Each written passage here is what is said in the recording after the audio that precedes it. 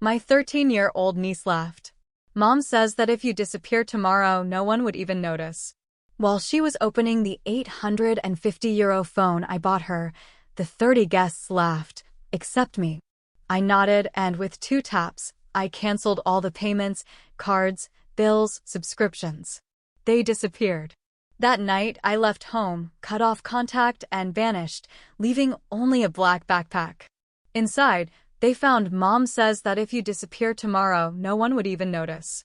My 13-year-old niece laughed, tearing the plastic off the €850 phone I'd bought her, her fingers delicate, but her words sharper than a knife. Around us, the living room vibrated with the murmur of my family, a gathering of 30 voices, each one too loud, too carefree. A birthday cake waited on the kitchen table, the candles unlit, but the flames already burned in my chest. My sister, Lindsay, didn't even look up. Sitting on the sofa, scrolling through her phone, she wore a small, satisfied smile like a judge who just heard the verdict she expected. Mom was in the kitchen, stirring something, pretending not to hear, but I saw her shoulders rise slightly. A silent approval. Dad didn't even bother to hide it. He chuckled, lifted his beer, and muttered, "Well, she's not wrong." Laughter rippled through the room. My cousins grinned, and even Uncle Gary, who barely knew me beyond the occasional family dinner, let out a guffaw into his drink. I stood there, just standing there like a fool, like the fool I'd always been, the one who paid, the one who fixed things, the one who was never enough. "Thanks for the phone, Uncle," my niece chirped, already leaning into her mother, her attention fixed on the illuminated screen. I watched her, my heart beating too hard, my face too hot, and suddenly the room felt smaller, suffocating. But I didn't say a word, just nodded because that's what I did. I nodded, I smiled, I pretended. Always pretending. Lindsay looked up, finally. Her eyes met mine. And in that moment, I saw something, a flash of amusement, of satisfaction, as if she'd been waiting for this, waiting for me to just stand there speechless, humiliated. "Okay, everyone, let's cut the cake." Mom's voice rang out, bright and cheerful, sweeping away the tension, but the taste of it lingered on my tongue, bitter and thick. I moved towards the kitchen, leaning against the counter as they gathered around the table. Candles were lit, wishes were made, and I just watched, my hands clenching into fists. My jaw tightened, and somewhere beneath the hurt, something colder began to bloom. I felt my phone in my pocket. Just 2 taps, 2 quick taps. And every bill, every subscription, every line of credit I had set up for them, for Lindsay, for Mom, for Dad, disappeared. My fingers moved without hesitation, as if it were a reflex, a decision I didn't even know I was making until it was made. Gone. Just like that. The voices faded into a distant murmur. The room blurred around me, a sea of familiar faces that suddenly felt like strangers. They laughed, they celebrated, and I wasn't there. Not really. I was a ghost with a wallet, but no longer. I slipped out without saying goodbye. No one noticed. Of course, they didn't. The only thing my niece was right about that night. I didn't go back home. I went straight to my apartment, packed a few essentials into a small travel bag, and then I turned. The black backpack was old, almost forgotten in the corner of my closet. But tonight, it had a purpose. I filled it, but not with my things, not with anything they would expect. And then I went back. The house was still a noisy chaos. No one noticed as I slipped in, walked down the hall, and left the backpack by the stairs. And then I left. Really left. By the time they realized, I would be just a shadow. But inside that backpack, let them find it, let them try to understand. The silence didn't last long. I expected panic, anger, but what I got was an explosion. It started the next morning. I woke to the sound of pounding on my apartment door. No phone calls, no polite knocks, just fists hammering against the wood. "Open up. You think you can do this, just like that?" Dad's voice, loud, furious. I remained silent, watching the door tremble as if it would tear off its hinges. I know you're in there. You think you're so smart? You think you're better than us. His voice cracked, not just with rage, but with something else, fear. I remained silent. I wasn't going to play that game. Eventually, the pounding stopped. I heard his heavy footsteps retreat, a muffled curse, and the slam of his car door. But it wasn't over, not even close. 20 minutes later, my phone vibrated. A message from Mom, just one line. How could you do this to your own family? I didn't reply. An hour later, Lindsay tried. This time, it was a call. I saw her name flash on the screen and let it ring. Then another and another. 6 calls in a row. Finally a message. You think you're so clever? You think we can't live without you? Fine. Let's see how long you last without a family. I read it and smiled. That was supposed to be a threat, a promise, but the real storm came that night. I was barely out of the shower when I heard the sound of a key in the lock. I froze. No one should have a key to my apartment. No one, except. The door burst open. Dad stormed in, his face flushed, sweat beading on his forehead, and Mom right behind him, her eyes wide and frantic. You think you can shut me out? Dad bellowed. Get out, I said, my voice calm but cold. Get out? Get out? This is what you've become. Mom's voice was shrill, almost hysterical. Abandoning your own family. We raised you. You used me, I corrected, leaning against the kitchen counter, still drying my hair. It's different. Dad stepped closer, his fist clenched. You're an ungrateful, spoiled brat. Try it. The words were out before I even thought them. Calm, firm. A challenge. His hand trembled, but he didn't move. We both knew the truth. He wasn't a fighter, never had been. He was a bully who hid behind the words he shouted to mask his own fear. What did you do? Mom's voice cracked. The cards don't work. Lindsay can't pay her bills. The mortgage. Everything's gone. That's right, I nodded. Everything I paid for, everything I managed. It's over. Dad let out a bitter, joyless laugh. Oh, you think you're so powerful? You think we need you? Seems like we do. I shrugged. Since they broke into my apartment just to beg. Beg, he snarled. You think we're begging? You think. Enough, I said, the word cutting through his rant. Enough. I'm done. Mom stepped forward, her hands outstretched. Please, this is your family. We're all you have. All you have, I corrected. I'm done being your safety net, your bank, your doormat. Dad's face contorted. You little parasite. I raised a finger. Get out. Now. You can't do this, Mom whispered, tears welling up. This is cruel. Cruel. I laughed. Cruel is telling your son he's worthless while spending his money. Cruel is using me as a tool and laughing behind my back. Dad took another step forward, but I didn't flinch. This time he stopped. His shoulders slumped. You'll regret this, he muttered. You'll come crawling back. I won't, I said, my voice like steel. They left, slamming the door behind them. But as I listened to their footsteps fade, I knew this wasn't over. The next day, they tried another tactic. Lindsay showed up at my office. I saw her through the glass, her face pale, eyes puffy from crying. My boss looked confused, then uncomfortable, as she started gesturing to me. I stayed at my desk. Sir, there's a woman here. It's no one.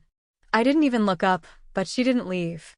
I saw her talking to the receptionist, her voice rising, her hands shaking. Then security intervened, guiding her out. I knew she'd be back that night. Another knock on the door. My landlord.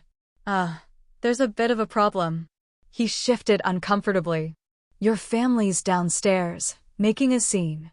Tell them to leave, or I'll call the police. He blinked. But it's your family. No, I corrected. It isn't anymore.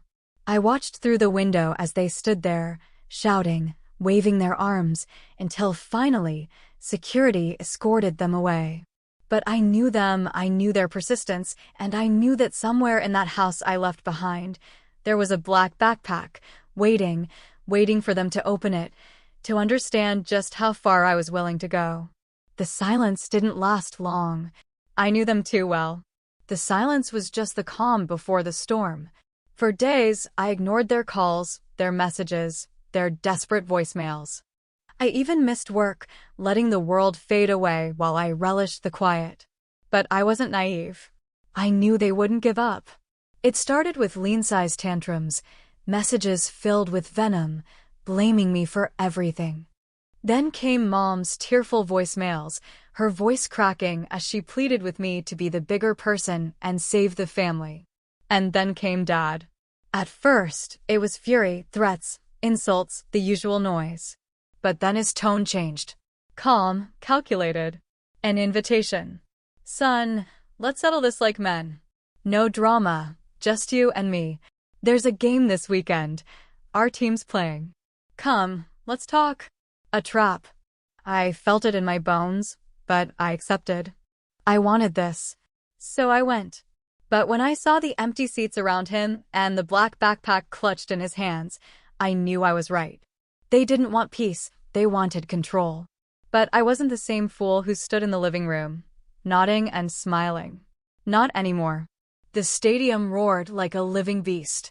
Cheers, shouts, the thunder of feet on metal bleachers. It was chaos, the perfect place to drown out secrets. Dad was waiting in section 12, row F, the seats around him empty despite the packed stadium. He saw me immediately, waving with one hand while the other gripped the black backpack. My backpack? I walked down the steps, each step firm, my eyes fixed on him. He looked excited. A twisted smile played on his lips, as if he believed he had won something. Surprised I called, he yelled over the noise, patting the seat next to him. Finally decided to talk like a man, huh? Talk. I settled into the seat, my gaze never leaving the backpack in his lap. Is that what this is about? Oh, I think it's a little more than that. He leaned in, his voice dropping, barely louder than a whisper. You thought you were so clever, huh? Running away, cutting contact. But you left a little present. His fingers drummed against the backpack. We found this. And guess what, genius? We know. Know what? I asked, keeping my voice as calm as the cool wind sweeping across the field. Your secrets, your lies. You think you're so clean, better than us. His voice sharpened. You've been hiding things. I should have known, all those times you acted like a saint, like a savior. I almost laughed. Open it then. Let's see what you think you know. His eyes flickered with a mix of fear and anger. Don't play games. I don't need to open it. I already know you've been stealing from us, manipulating us, pretending to be a good son while hiding your little treasure. Treasure. I leaned back, feeling the cold metal of the seat against my back. The only treasure in there is the truth. The crowd around us erupted as the home team scored, but here, in our little pocket of conflict, there was only silence, tension, and his trembling hands on the backpack. You're lying, he muttered. You're trying to bluff, but this is over. We're going to tell everyone what kind of person you are, how you abandoned your family. Go ahead. I gestured towards the field. Tell everyone. Tell them how I paid lean-size rent for 2 years. How I covered your debts when you gambled away half your pension. How I bought that phone for your precious granddaughter right before she told me I was nothing. His face darkened. Shut up. Don't. Let's get something straight, Dad. You have a backpack full of proof of everything I did for you and everything you took. And you still think you have the upper hand. His hand tightened on the backpack, knuckles white. Don't you talk to me like that. Like what? I leaned forward. My voice was still calm, but my eyes burned. Like the worthless piece of furniture you always treated me like? Like the walking wallet, the errand boy. Shut up, he shouted, rising to his feet, drawing stares from the rows behind us. Sit down. My voice was like ice, and for a moment I saw it. The fear in his eyes. He hated me, but more than that, he feared losing control. Or what? He forced a laugh, but it was thin, desperate. What are you going to do? Hit your own father? You think anyone here will be on your side? You really think they'd be on yours? I gestured to the crowd, the sea of strangers who didn't care about his bluster. You're just an angry old man with a backpack full of debt. And they don't know me, but they don't need to. His face twisted. His voice dropped to a growl. You selfish. Selfish? I smiled. I was your lifeline. And now you're drowning without me. He swung. I saw it coming. His thick, trembling hand aimed for my face. But I didn't move, I didn't flinch.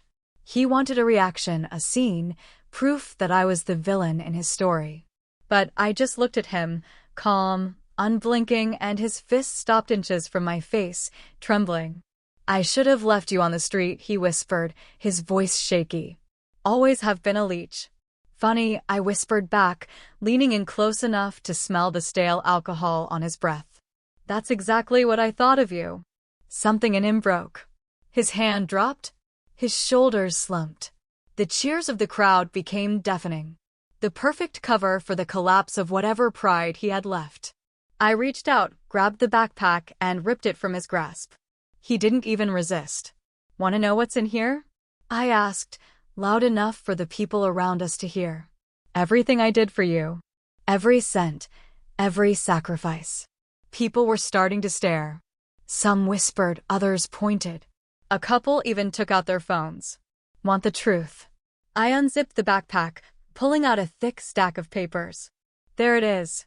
Proof of how I kept you afloat, how I paid your bills, how I saved your house from foreclosure. Twice.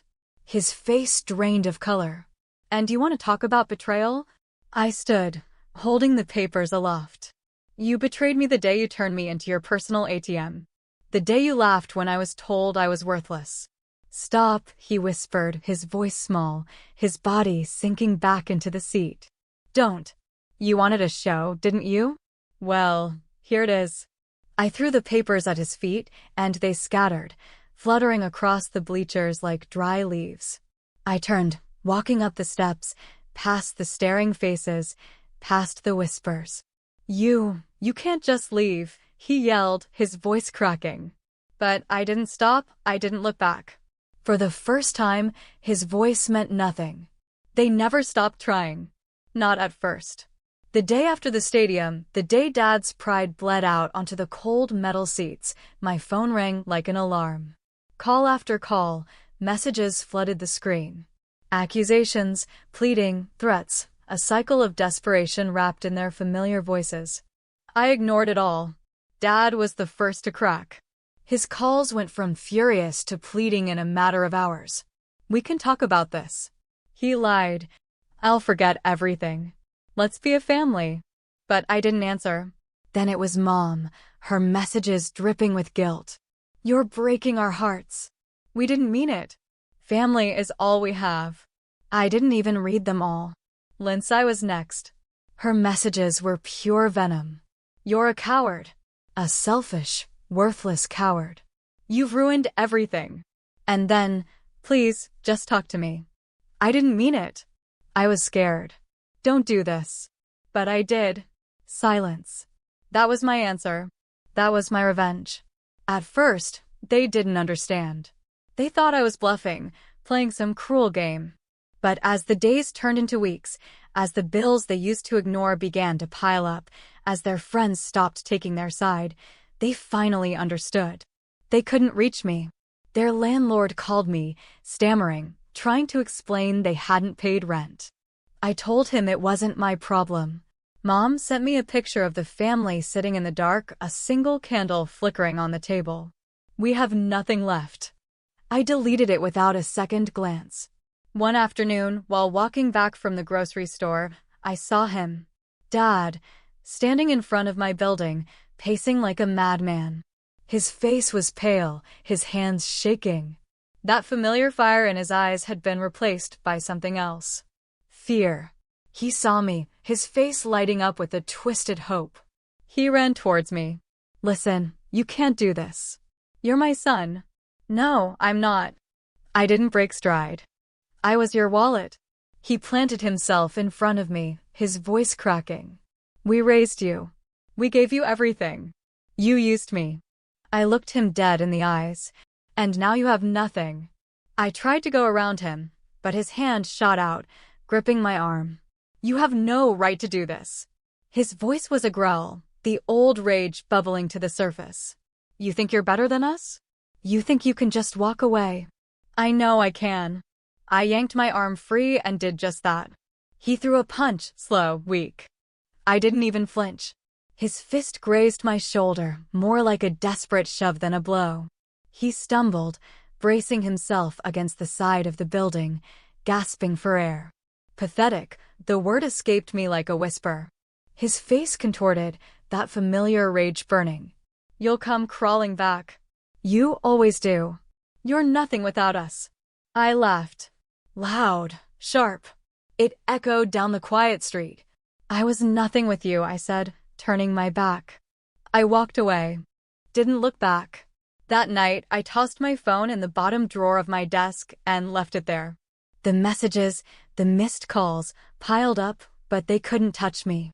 A week later, I received a letter in the mail, handwritten. Shaky penmanship. Mom, please. Your father is getting sick. Lindsay is losing it. We're falling apart. You're the only one who can fix this. Please come home.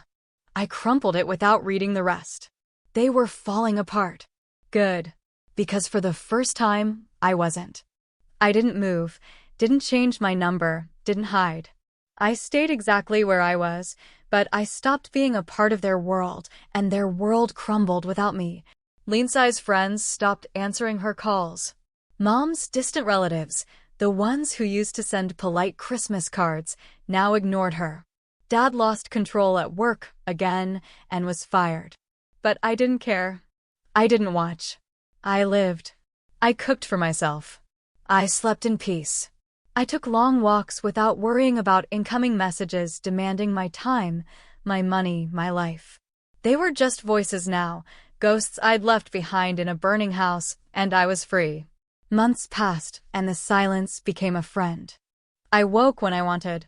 I ate without guilt. I spent my weekends exploring the city I'd previously ignored, feeling the freedom in every quiet moment. Sometimes, I'd catch myself waiting for the familiar buzz of desperate messages, the suffocating guilt, the frantic voice demanding I fix their chaos, but they never came. I'd done the impossible. I'd buried them, not in the earth, but in my past. I walked down Main Street one crisp autumn morning, past the cafe where I'd bought expensive pastries for Lindsay's birthday, the boutique where I'd spent a fortune on gifts, the restaurant where I'd paid for family dinners, where I was always so generous until I stopped being. Ghosts, just ghosts. On the corner, a street musician played a slow, mournful tune. His voice was rough, his fingers danced over the strings, a voice that wasn't trying to be perfect, just honest. I stopped, letting the music wash over me. It wasn't about love, it wasn't about heartbreak, it was about letting go. The world moved around me, busy and alive. I stood still, breathing it in. When the song ended, I tossed a €20 bill into the open guitar case. The musician nodded, and I smiled. Not because I had to, not because anyone expected it, but because I wanted to.